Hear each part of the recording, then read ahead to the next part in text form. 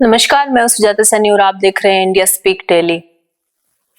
UPSC में ब्राह्मण लड़की ने किया कमाल।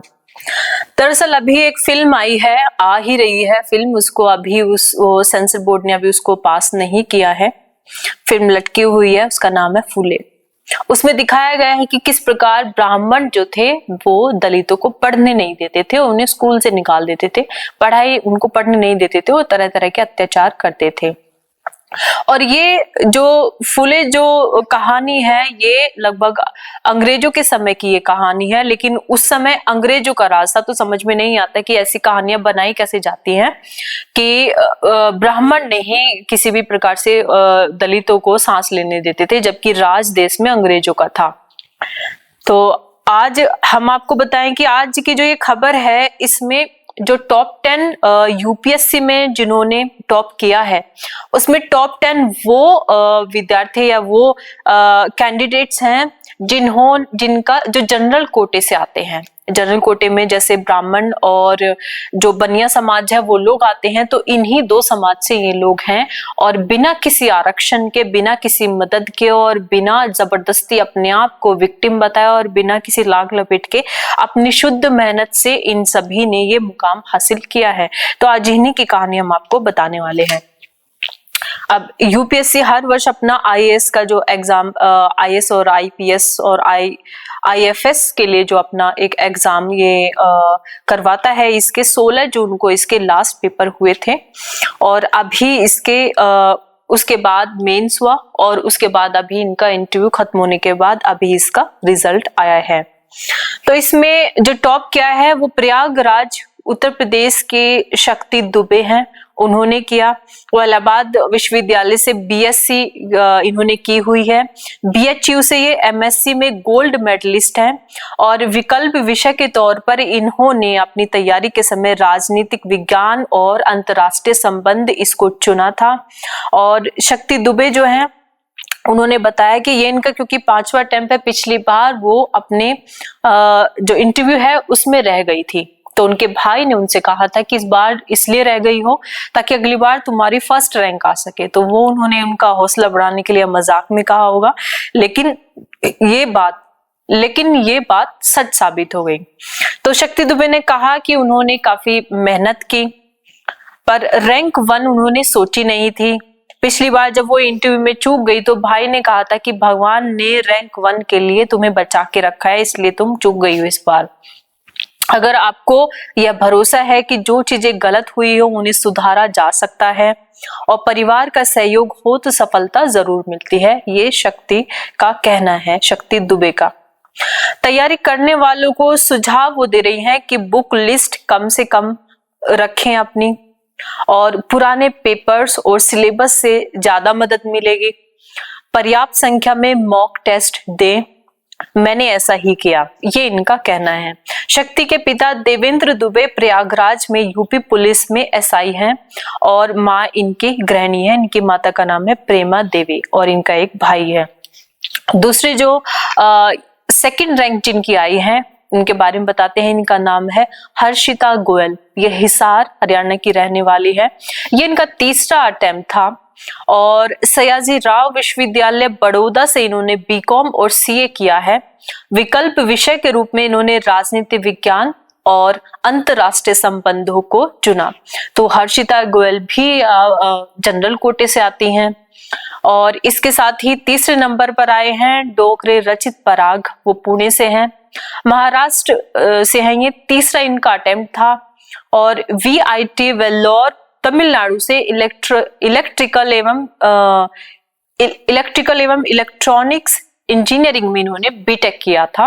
वैकल्पिक विषय इन्होंने दर्शन शास्त्र को चुना। जो चौथे स्थान पर रहे उनका नाम है शाह मार्गिट चिराग, ये अहमदाबाद गुजरात के रहने वाले हैं। 5वां अटेम्प्ट इनका ये था और गुजरात टेक्नोलॉजिकल विश्वविद्यालय से बीई की इन्होंने पढ़ाई की हुई थी और वैकल्पिक विषय इन्होंने समाज शास्त्र को चुना। 5वां आकाश गर्ग, दिल्ली के रहने वाले हैं। ये इनका दूसरा अटेम्प्ट था, ये काफी चौंकाने वाली बात है। दूसरे अटेम्प्ट पे इन्होंने 5वीं रैंक हासिल कर ली। गुरु गोबिंद सिंह इंद्रप्रस्थ विश्वविद्यालय से इन्होंने अपनी पढ़ाई पूरी की। दिल्ली से इन्होंने बीटेक और वैकल्पिक विषय इन्होंने समाजशास्त्र को चुना हुआ था। छठा जो नाम है वो उत्तर प्रदेश के सहारनपुर से हैं, इनका नाम है कोमल पुनिया। ये इनका तीसरा अटेम्प्ट था। ये ट्रेनी आईएएस हैं। आईआईटी रुड़की से बीटेक और वैकल्पिक विषय फिजिक्स इन्होंने अपना रखा था। 7वें नंबर पर आयुषी बंसल है जो ग्वालियर में की रहने वाली है, इनका तीसरा अटेम्प्ट था। ट्रेनी आईएएस हैं। आईआईटी कानपुर से बीटेक इन्होंने किया। वैकल्पिक विषय इनका समाजशास्त्र रहा। राज कृष्ण झा उनका 8वीं रैंक आई है और सीतामढ़ी बिहार के रहने वाले हैं, ये इनका 5वां अटेम्प्ट था। और मोतीलाल एनआईटी से इन्होंने बीटेक किया प्रयागराज में और वैकल्पिक विषय इनका भूगोल रहा। उसके साथ ही 9वां जो नाम है वो आदित्य विक्रम अग्रवाल का है, बहादुरगढ़ हरियाणा से ये हैं। 5वां इनका ये अटेम्प्ट था। एनआईटी प्रयागराज से बीटेक किया और वैकल्पिक विषय इन्होंने मानव शास्त्र को चुना था। 10वां नाम है मयंक त्रिपाठी। हम टॉप 10 जो लोग आए हैं उनके विषय में आपको बता रहे हैं। कन्नौज उत्तर प्रदेश से ये रहने वाले हैं। तीसरा इनका ये अटेम्प्ट था और अभी ट्रेनी आईएएस हैं ये। और हिंदू कॉलेज डीयू से फिजिक्स में बीएससी इन्होंने किया हुआ है।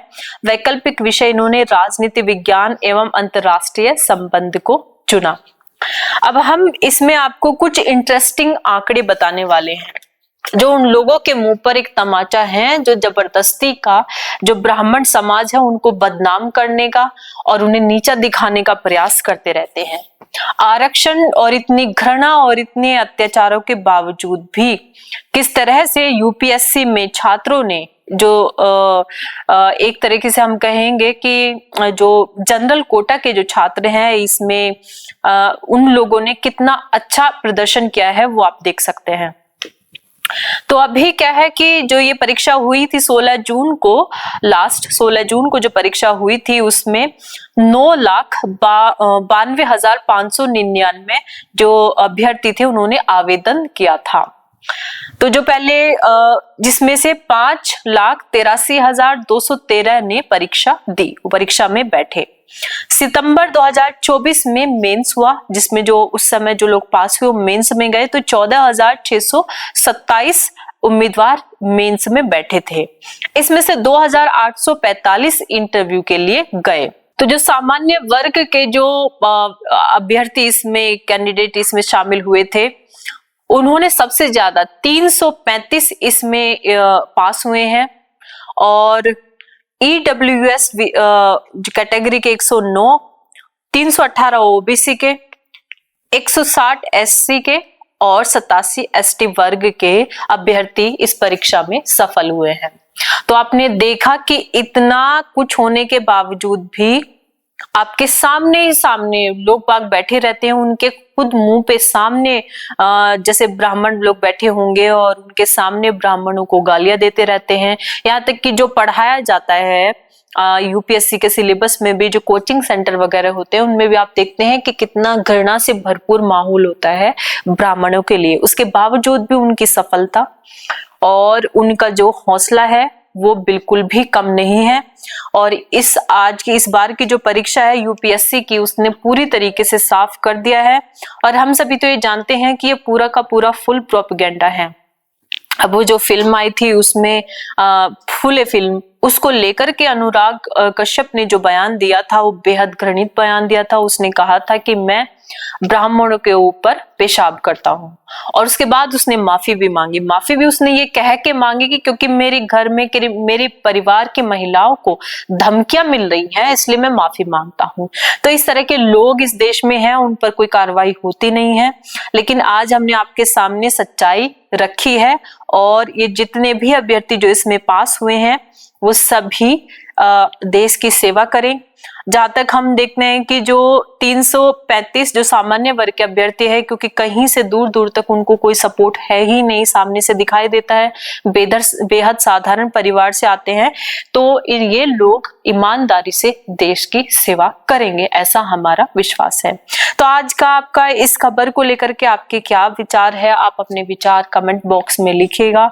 और अभी हिंदू समाज को तोड़ने के लिए किस प्रकार से जाति जाति का भेद दिखा करके झूठे नैरेटिव गढ़े जाते हैं, उनसे आप सभी सावधान रहिए। और इन नैरेटिव को, ये जो टॉक्सिसिटी है, इसका अपने दिमाग पर असर नहीं होने दीजिए। तो आज की ये खबर में इतना ही। धन्यवाद।